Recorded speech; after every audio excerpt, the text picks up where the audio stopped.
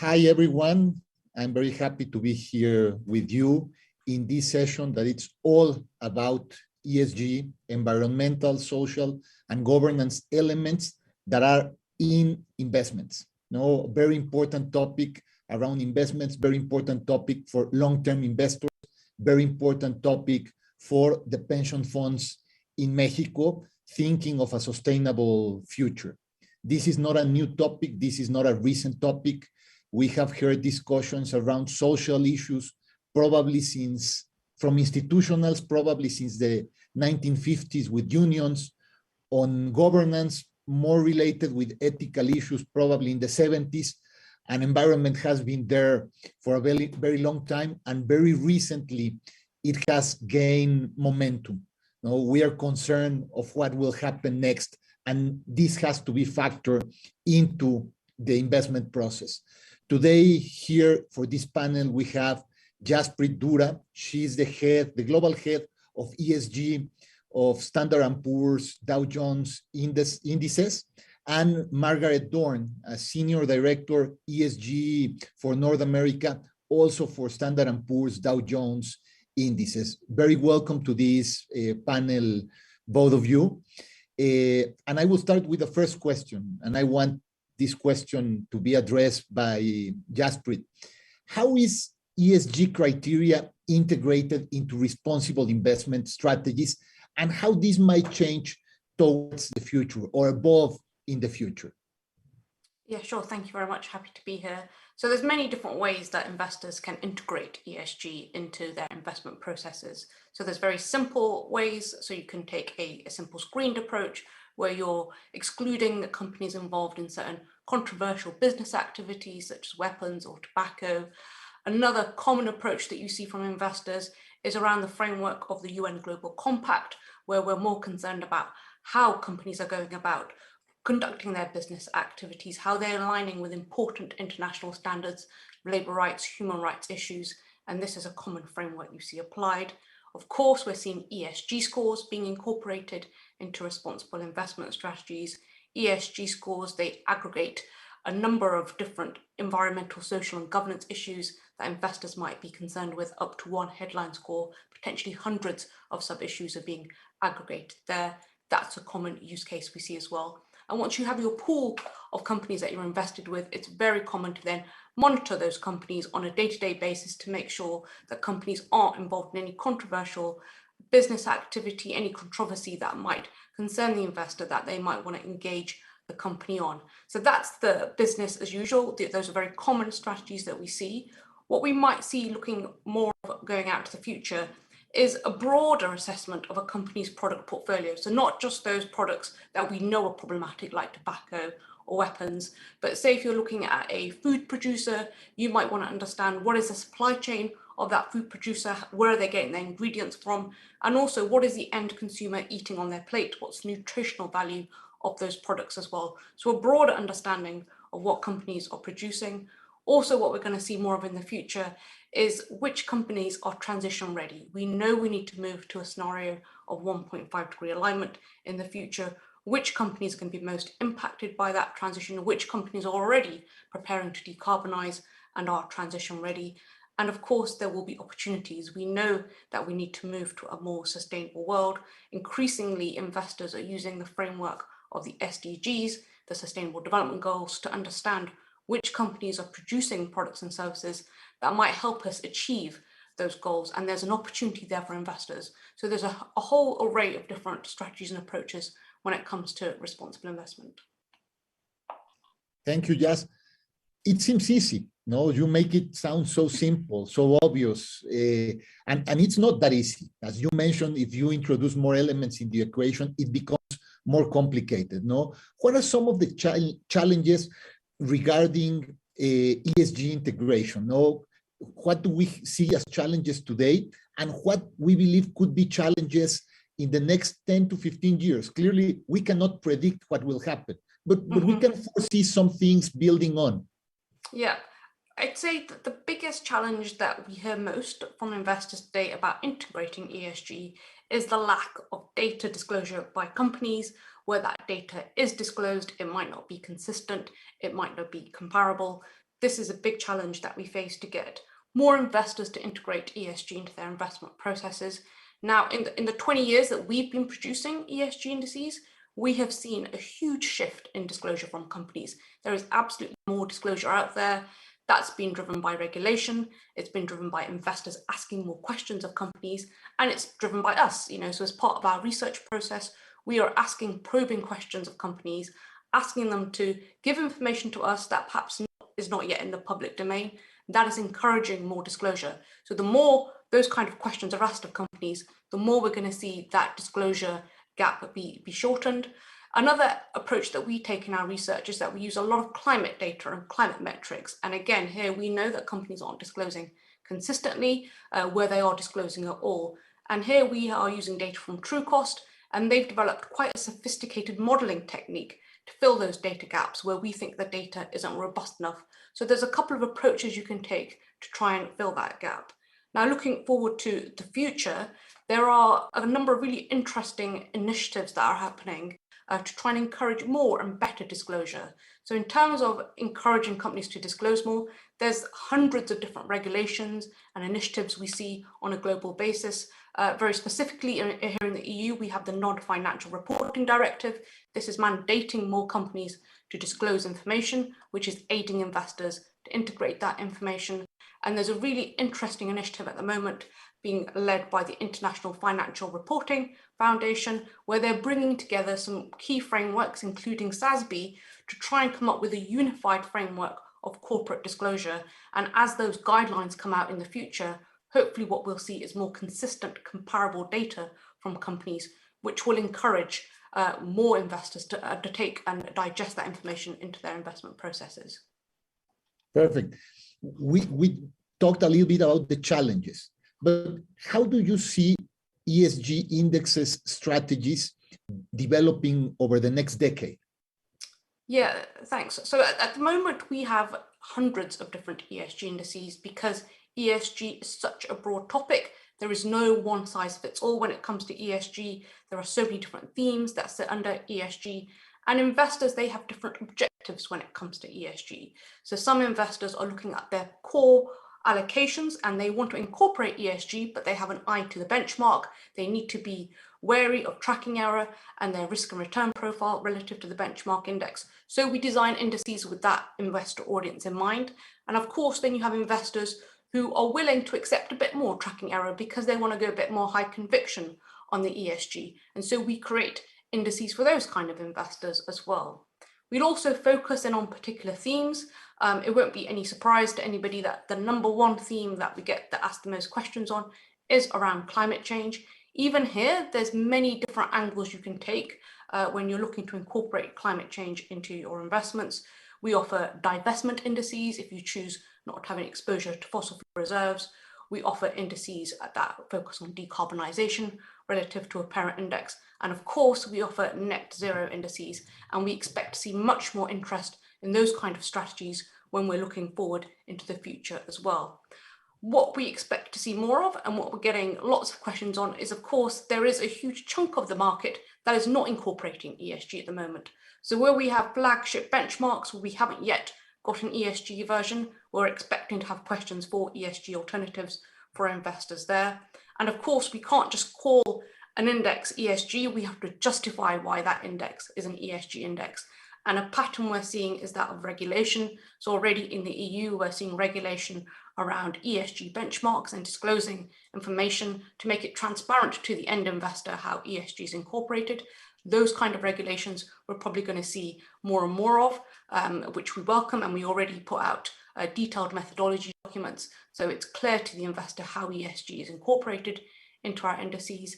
And themes we'll expect to see more of in the future, particularly I'd expect to see more around natural capital and biodiversity. It's going to be really important to understand which companies are causing the damage to the natural environment, which companies are going to be impacted by the damage that's been happening to biodiversity. And of course, again, there will be opportunities. So which companies are creating opportunities and solutions to the challenges and the damage that's happening to the natural environment as well. So a number of interesting themes, I think, to look out for in the future. Thank you. Margaret, you are responsible for North America, so you have a more specific regional approach. Do you think there could be any additional challenges or any particular developments for the case of Mexico? Great question. And, I think the challenges facing Mexico are very similar to other countries and regions that are rapidly trying to integrate ESG into the core of not only their investment frameworks, but their economic frameworks as well. And I think Jas did a fantastic job, highlighting, those areas of challenge, particularly around, disclosure or lack of disclosure, as well as lack of unification around those ESG disclosures as well. But I think one of the biggest challenges, particularly for those who are responsible or being tasked to really dig into the weeds and ultimately kind of incorporate these metrics into their business or investment models, is that it's a bit like drinking from a fire hose in terms of the amount of information and data that is out there. And to some degree as well, that fire hose is constantly changing directions as the ESG kind of universe evolves and more data is infiltrated into the system. But I think what we're seeing coming out of Mexico in particular is that there's this appetite for more digestible information on ESG. And I think this was, significantly increased as a result of the government's, resolution or recent resolution requiring, the public pension funds to incorporate ESG processes into their, investment strategies by the beginning of next year. And with this mandate comes the challenge for pensions and subsequently, really other institutions to identify the tools that will ultimately help them meet these requirements. And by tools, I'm referring not only to kind of the ESG data sets and the company level ESG scores, but also kind of the indices and the investment strategies that will help them address, the growing demand that is not only coming as a result of these shifts in policy, but even more generally speaking, the demand that's really coming from all facets of the financial community in Mexico as well. You mentioned different stakeholders in the equation that are involved here, no? How do you see the engagement of these different stakeholders, mainly thinking of investors and issuers around the integration of ESG factors in their decision-making processes? Has this changed recently? Has climate change risk, as they become more evident and we have more data tools available, change things? So also a fantastic question. I think the past several years of both the pandemic and what can really only be described as this amplification of extreme, weather events that is definitely correlated to climate change has really underscored to a greater degree the relevance of certain ESG issues for investor portfolios. Now, what I think that's done is it's accelerated what was already a growing trend of integrating these ESG factors into the investment mix. But I think to more directly answer your question, I do think that the current crisis and the risks really associated with climate change are actually reshaping the way investors think about their capital allocation decisions. And subsequently, they're leaning more into these various sustainable investment approaches. Now, I also think that there has been for quite some time this, increasing consensus and a much greater understanding around the fact that ESG data can be used as a tool to provide really what is a much wider lens through which investors can assess how a company is actually equipped to handle such important issues. And that then they can ultimately use this incredibly important and financially material data that's been informed by environmental and social or governance issues to really help them make a more comprehensive and informed investment decisions. And I think that the growing engagement by stakeholders that you refer to around the integration of such factors will really only continue to increase as these challenges around climate change and really other types of material sustainability factors continue to increase and for lack of a better term, really challenge the global capital markets as well. Thank you. Taking away the sector in which you are doing businesses, let's think of someone in the same sector.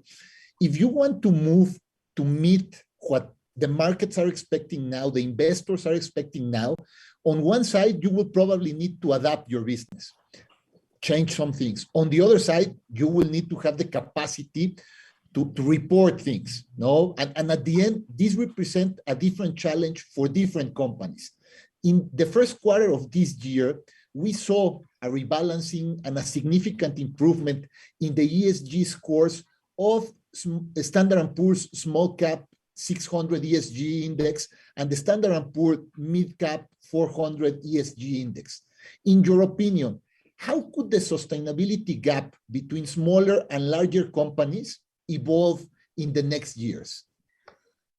So I think there's a two-pronged response to that question. So first and foremost, the rebalance that you're referring to was in fact the annual rebalance that occurs at the end of April of each year.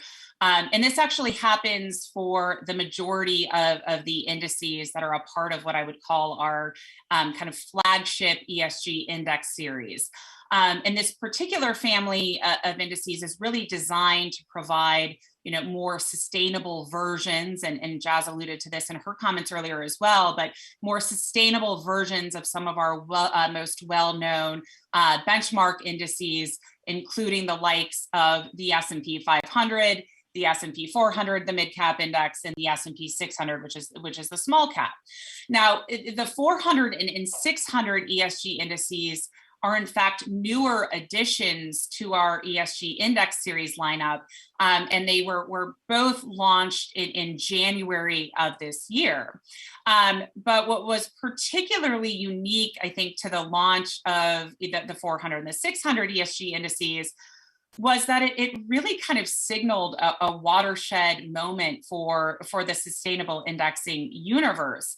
And that is really because if you look historically at ESG indexing, but not even just ESG indexing, but ESG investing as a whole, it's been primarily centered around these more large cap solutions, right? And that's really as a result of the fact that large cap companies tend to report more and subsequently fare better when it comes to sustainability. And smaller companies, on the other hand, have really struggled as a result of what is really kind of scant reporting around these various sustainability metrics.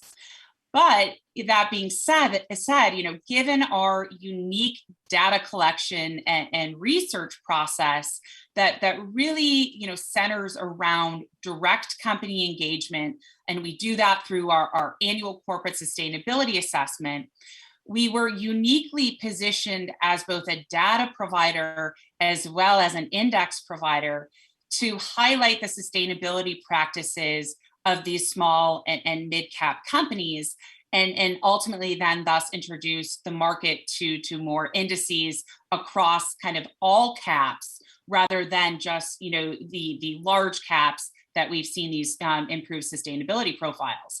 So if you fast forward, getting to your question, to this past April's rebalance, which was the first annual rebalance for both the S&P 400 ESG index and the S&P 600 ESG index as well, what we saw was quite an encouraging signal. And that was because there was a significant boost in the index level ESG score improvement for both the small and the mid-cap ESG indices. And if I were to show you the numbers on the screen today, I think at first glance, these numbers may seem somewhat modest in comparison to, their large cap counterpart, the S&P 500. But if you look more closely at the substantial year-over-year increase in ESG performance for both the small and the mid-cap space, what you would see is that they substantially dwarfed the improvements that we saw in the large cap counterpart of the S&P 500 ESG index. So what this could be considered is really an indicator that smaller companies are moving really quickly to close that sustainability gap between themselves and their large cap competitors. But even more importantly, I think what this showcases is that the rules around corporate sustainability are constantly evolving, and nimbleness, flexibility, and adaptability are all attributes that will ultimately help companies really promote positive change, and even more particularly in these small and mid-cap companies. And this should, help them on that path towards, really competing directly with the larger cap companies in terms of those sustainability ranks. Exactly, because it's a challenge for them, but also for us as investors. If we have less opportunities because not everyone is being able to meet the criteria, then we have a larger challenge also. No? So for us, it's also encouraging that the companies are being able to reduce that gap and allow us to have more opportunities to invest. I will move a little bit back to the global perspective. Now, Standard & Poor's Dow Jones Indices publishes the Standard & Poor's Paris-aligned and climate transition indices. Jas, how do these indices specifically seek to align with the EU Paris-aligned benchmark regulation and a net zero by 2050 scenario? Yeah, thank you. So we've offered climate indices now for well over a decade. We launched our net zero indices about 18 months ago. And the foundation of these indices is the EU Low Climate Benchmark regulation. Now, this regulation, it sets out the framework for two climate labels. One is called CTB, the Climate Transition Benchmark, and the other is called PAB, the Paris Aligned Benchmark. CTB is generally more lenient than the PAB. Crucially, both of these labels, they align with our 1.5 degree scenario. What is the key difference between the two labels? The Paris Aligned Benchmark is a bit more restrictive. It applies some fossil fuel exclusions from the outset. The key similarity to bear in mind between both these two labels is that they both have to decarbonize at a rate of 7% year on year. And now the 7% is an absolute rate of decarbonization. It doesn't matter what the parent index is doing, whether it's carbonizing or decarbonizing. This index, it has to decarbonize at a rate of 7% every year. Why 7%? Because this is the rate of decarbonization we need to see in the world if we want to hit 1.5 degrees and net zero by 2050, as set out by the Intergovernmental Panel on Climate Change. What's interesting is how we achieve this decarbonization in our indices. So one, of course, we're looking at a company's current carbon emissions, and we're shifting the weight more towards companies that are less carbon intensive. The really interesting aspect is that we're also incorporating a forward-looking element. So we're using what we're calling a transition pathway approach, and we're understanding what path of alignment companies are looking forward when it comes to a 1.5 degree trajectory, where we see that companies are under their allocated budget. We can potentially overweight those companies in our index, allowing it to organically decarbonize and incorporate that important looking forward scope. Now, we've launched indices that meet both the PAB and the CTB label, Paris Aligned and Climate Transition Indices. We call them PACT together for short. They do meet all the requirements as laid out by the EU, but we didn't stop there. We wanted to create what we felt was a more holistic climate change index, and we decided to use the framework of the TCFD, the Task Force on Climate-Related Financial Disclosures. Now, this is a very common framework now that investors are increasingly using, and companies, to disclose on important climate metrics and how they're understanding their climate risks looking forward. What we really like is the way the TCFD breaks down risks into transition risks and physical risks of climate change, and also really looks at the opportunities piece as well. So we really like that holistic framework. So we've gone over and above those EU frameworks to make sure that our indices are aligned with that TCFD framework as well. Thank you, Jas. And why is it important to capture physical ESG risk data in the indices? Absolutely. It's really crucial that we incorporate the physical risk data. So the physical risks of climate change, we're already seeing. So we've seen that there's been 1.1 degree of warming. We're seeing the impacts of that warming already. What physical risks are is that they can be both chronic and acute in nature. So chronic physical risks, these are long-term changes in weather patterns. So global sea level rise, global temperature rise, and then you get acute physical risks, which are severe one-off events like hurricanes and floods. Both of these types of incidents can have a financial impact on companies. It can impact supply chains. It can lead to increased insurance premiums. So companies need to be aware of these risks as well as investors. The way that we're gathering this data is we're using a true cost data set. So they've mapped 2 million physical assets back to companies. So for any company, we can have a look at their geographical footprint around the world. On top of a company's footprint, we can place hazard maps. So we have 7 different types of hazard maps based on 7 different types of physical risk. So heat waves, cold waves, hurricanes, etc. And then for each of those locations, we're also doing a sensitivity analysis. So we know that a nuclear power plant is going to be more impacted by a hurricane than, say, an office block might be. So we're using all that data to get a really good understanding of companies' physical risk exposure. And the way we use the data in our indices is that we will dynamically cap the weight of indices of companies depending on how exposed they are to the physical risks of climate change. And we're ensuring that the index as a whole has a lower physical risk footprint than the parent index. Now, it's really important to incorporate the physical risks of climate change because just because you're a company that's really well positioned to transition, you might be setting science-based targets, it doesn't mean that you're not exposed to the physical risks of climate change. Those risks are still there and apparent. And also, we just don't know what the future holds for the climate and for the environment. We hope that we are able to align with a 1.5 degree scenario. If we're not, we're going to see more and more physical risks of climate change. And we want to ensure that investors who are using our indices are protected from that physical risks as well as the transition risks. Thank you, Jas. We are running out of time, so I have one last question, Maggie. It is related with something that was mentioned before by Jas. No, there are many data providers and thousands of ESG data points. What makes them credible and relevant? So we could probably spend the entire time just talking about that. So I will try to quickly capture the high level points. But, you know, I also briefly mentioned this in earlier comments, but I do think that there is this increasing consensus and evidence, right, that ESG data is both financially material and relevant and can really help, you know, to provide an essential lens into some of the, you know, environmental, social, and governance factors that could potentially very much be material drivers of financial success in many different industries. But as you said, with all of the ESG data providers out there, it is obviously very important to really have a deeper understanding of how that ESG data is aggregated, and ultimately how that data is then, you know, translates into inputs for the purpose of an ESG score. Because, you know, at the end of the day, right, your outputs are only as good as your inputs. So in other words, if your ESG, you know, data isn't very good or relevant, then your scoring methodology and subsequently the inputs going into particular investment strategies or index strategies may be quite weak as well.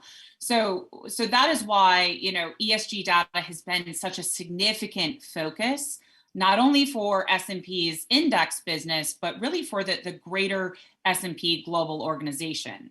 You know, Jas referred to our true cost data set that we acquired many years ago, and now more recently with the acquisition of the ESG data and research arm of what was formerly RobecoSAM or formerly SAM. And what we're really focused around, and what is very unique to our data, is that both of these data sets really at the core are centered around the concept of engagement. So we don't just want to rely on public disclosure data, but instead we want to go a step further to really account for a much granular and robust set of data points. So, if you take, for example, our S&P Global ESG scores, which are inputs that are provided for many of our different indices, they're really built on that framework of direct engagement through that corporate sustainability assessment, which I spoke to earlier. And this ultimately helps us, deliver what is truly unparalleled insight into the corporate sustainability practices for thousands of companies worldwide. So with that unparalleled access, we can then really account for a much deeper set of data points that can be used to provide a much clearer and focused lens into a company's sustainability practices.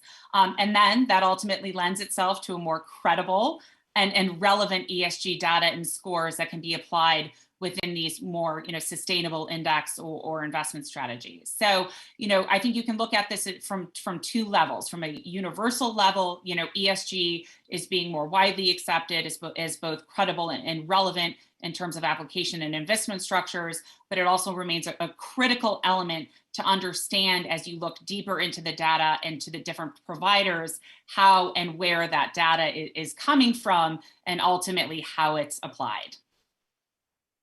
Thank you very much. Thank you for this talk. I think it was very interesting. We have gone a long way since the first time one of these elements was introduced into an investment decision-making process. We have a lot of tools. We have a lot of information. We still are working on many things, but we believe we as investors have the possibility of make the change happen to push what we need to push so that a sustainable investment process is set and we do conduct businesses from a more sustainable approach. So thank you very much and hope to see you soon again. Thank you.